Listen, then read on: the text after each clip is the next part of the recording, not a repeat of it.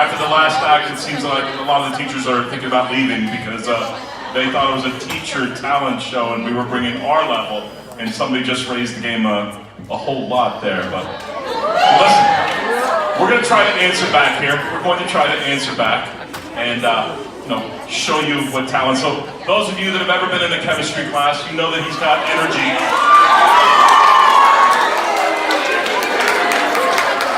You know that if you mix together a can of Red Bull with a large Starbucks coffee and then lit it on fire, that's pretty much him every day.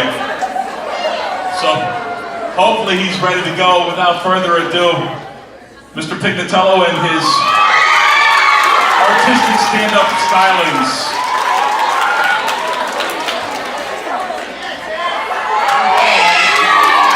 They love you. They want you. What do you give it to me? Oh, sorry, I tripped you. Alright, what was the word he used? He's got to get some fixing with his constipation. Whatever that word was.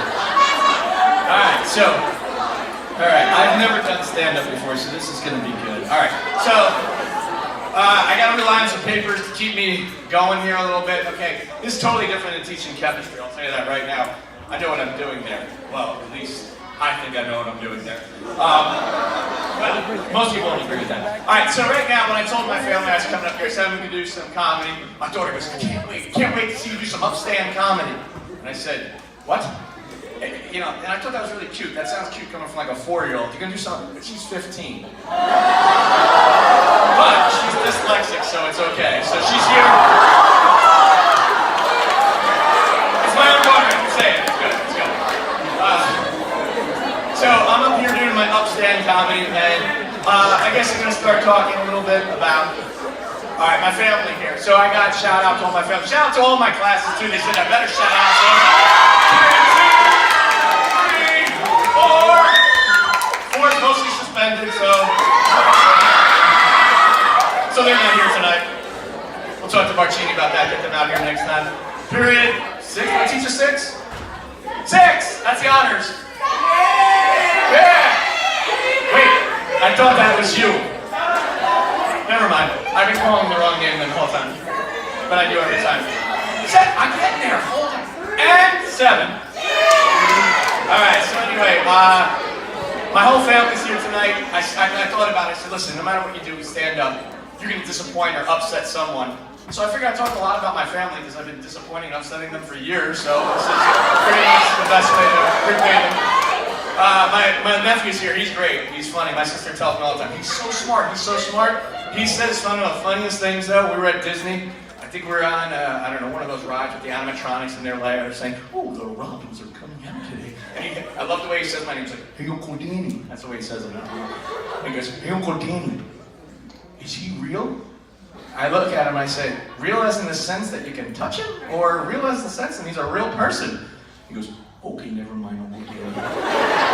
So, and yes, he's apparently on a roll. Okay. Alright, so everyone here knows my sister, Miss O'Hagan, who decided not to show up. Oh my gosh, growing up with Carrie, I'm going to call her that for now, because that's who she is for me. My sister, even though I'm the chemist in the family, she experimented more with her hair. I don't have any more. She must have experimented with mine a little bit.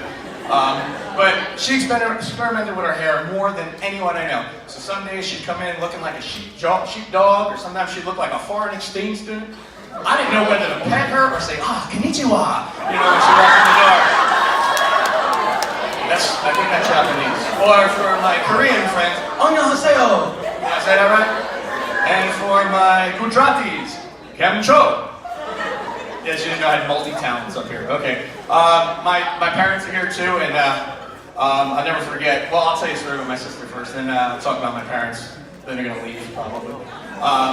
But my sister, I'll never forget this one episode at church. She was a little thing, probably no bigger than she was now. Okay. So all I saw was a wet day in church. Well, not in church, outside, but it wasn't a wet day in church. But I guess when you bring the, I don't know what kind of church that is, but anyway. So anyway, all I see her is in the distance, and she's got her galoshes, boots, whatever you want to call them, and I hear, and she just disappeared. And, apparently, I only saw a little of the head anyway, so her head was only like this high over it anyway, so I heard, the head just disappeared. And that was one of those moments that you realize you could not stop laughing at church. You know, my dad's looking at me going, "You shut up." I'm like, you're like, you know, and you can't get over it. But anyway, my dad growing up, his best idea of going to church is the faster the mass, the better. We hopped churches week to week, it felt like. We went from St. Mary's to St. Mary's, a different one, just quicker. And then we eventually wound up, this is pathetic, okay, Englewood Hospital Church. And I'm not kidding you. And we used to sit in the hospital church because that was the fastest one. And I'd still see my father. I better hurry up, I swear. I got football and this. I said, we're going to the 5-minute mass. The next step would have been a drive-through mass for my dad. Okay? But the best part is we'd be sitting there and halfway through you're trying, oh, everyone bow and pray. And also here, we have a person dying in room 305. Please everyone run there. Anyway, oh crap, that's going to go long. We have to say an extra prayer for the guy dying in room 305. And you know, the church just went on forever. Alright, so let's see what else I got here. Oh, this one's good. This one's good. Okay, so at least in my opinion, it's good. My grandmother, when she was starting to, speaking of dead people, okay. Sorry. Well, she's dead. All right. Anyway, speaking of dead people, I remember my mom thought it was a great idea to go to the nursing home to celebrate a birthday for my grandma. This was a long time ago, and like I said, me and my sister are typical siblings. We have fun. We laugh a lot. And I'll never forget, my mom decided to order some pizza. And my grandma was getting into those ages where, it wasn't good. So she sits down and, you know, she looks a little like Freddy Krueger and, sorry. Anyway, so she sits down and she starts doing this as she's grabbing her pizza. And me and my sister are like, and within minutes, now this it's good. A big chunk lands on her pizza. Now, that wasn't so bad, except for when she took the first bite. Me and my sister, I can't watch this. And she just started swallowing and chewing the pizza. Me and my sister, okay, we're not eating anymore. This is disgusting. Couldn't do that. All right, let's see. Okay, I got some stories here. We got some alumni here. We got Trexler right here. I talked to him about this. He said he would not kill me if I told the joke about him. Luckily, he's a little bit smaller. I think I can take him now. But Well, anyway, I went to Great Adventure with Trexler when he was a little bit of a wrestler type guy. I guess, right? That's a nice way of saying it, right? And I'll never forget, we were sitting there eating, and as we're sitting there eating, I started telling him the story. I said, we're on this ride called Medusa or Bizarro, whatever you call it. You know the ride? Yeah. All right, good. You've been to Great Adventure, great. All right, so we're on the ride Medusa, and we're sitting there, and I'm talking about this weird chair that I saw there. And Trexler looks up at me with that eye. Row 5. I said, yeah. He goes, C2. I said, yeah. He goes, they tried to cram my fat butt in that shit no more than 2 hours ago. I said, what? He goes, some kid said, hey, come on a ride with me. This will be great. And then I had 2 zip-faced kids jumping on my chest and he crammed me into this chair with the straight. And I said, that's it, I'm out of here. And he gets up and walks away. I said, oh, so that's what that chair was for people like you. And he's like, yep, that was for me. And then about a half an hour later, we get into the Sky Ride. And, you know, we got 3 science teachers and a nurse with us on this book. Thank God we need to have the nurse with us. We're sitting there reading the sign, and it says, do not exceed, and I forget what the number was, 5,000 kilograms or whatever it was. And we're sitting there going, 3 science teachers, and 5,000 kilograms. That's, I weigh 140 soaking wet. You're coming in at like 350, at 325, something like that. And I got Bob Stein, who's as stoic as possible. Oh, I love Bob Stein! Okay, that was just me, I guess. I love Bob Stein! Anyway, we're sitting there, and you know Trexler with his comedy, sitting there, and I'm like, oh my God, we're over the limit. And first of all, you're being held up by a string going across the entire park. And Trexler goes, oh, we're over the limit, man! Woo-hoo! Starts shaking this dang thing, and you can imagine that. Alright, so I have a plan B in case this failed, because I thought this was going to fail epically, and it might be, you might be like, yeah, it is, so just get off. But I have a plan B, and that's not to use 2 mics, that would be worse. Okay, my plan B, I need a chair. Okay, can I get a chair? I brought out my friend. Did you see him already? Woo! Alright. So I figured if I can't be funny, oh no, my voice is is all raspy right now, so I don't know how it's gonna be. Now I'm still talking with your little southern drawl there. Everything's gonna be like Elmo. I'm like, hey, Elmo's like, hello, that's Dr. Trexler, that's not Elmo. So, I figured this would be a good plan B in case everything failed miserably. So I'm like, no, this might not work. I might need a drink of water. You want to ask them something? They say hi. Hi, everybody! Yes, I'm moving my mouth if everyone's watching. I'm not a freaking ventriloquist. I'm a comedian. Okay. So, I don't know what you paid for, but that's not what you're getting.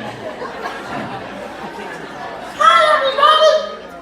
Would you like to hear a song? Can we cue up a song for him? They don't know. Well, pick out a song. All I hear.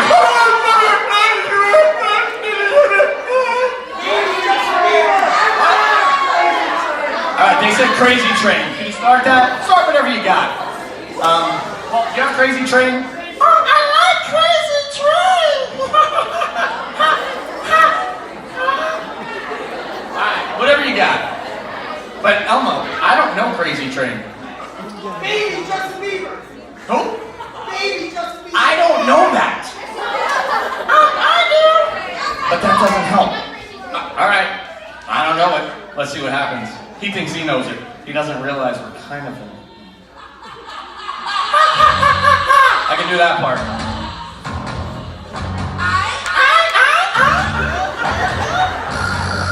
I don't know this song at all. So is there singing in this? Or is it just... I can do that all night long.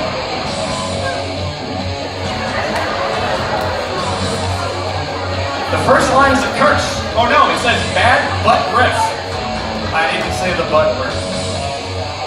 Is this going too long? You want to cut me? Because I got one more thing. When is this song going to start?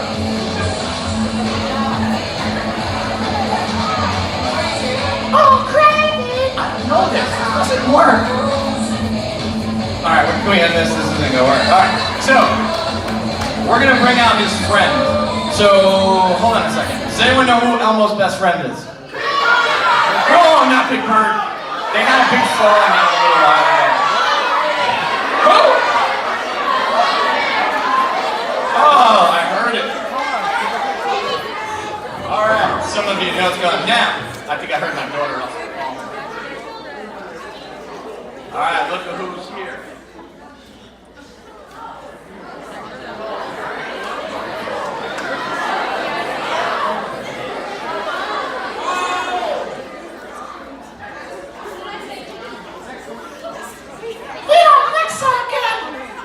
Well, you know, I was sitting in the pocket, you know, Hey, Elmo, he's been in rehab for a little while. Give him a little break. Fox go to rehab. Where have you been? I've been in like this guy's pocket, just like looking like a little frog. I don't know, I don't know what to say, I'm just talking. This is plan B and it's failing miserably. I agree! I don't even know which part is mine anymore. I'm kind of lost up here. So, Can I take a bite of his eyes? They look like big marshmallows!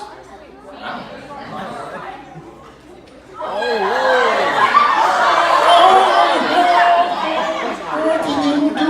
This is ridiculous. I don't know how I'm laughing, my mouth closed. Alright, guys, that's all I have time for.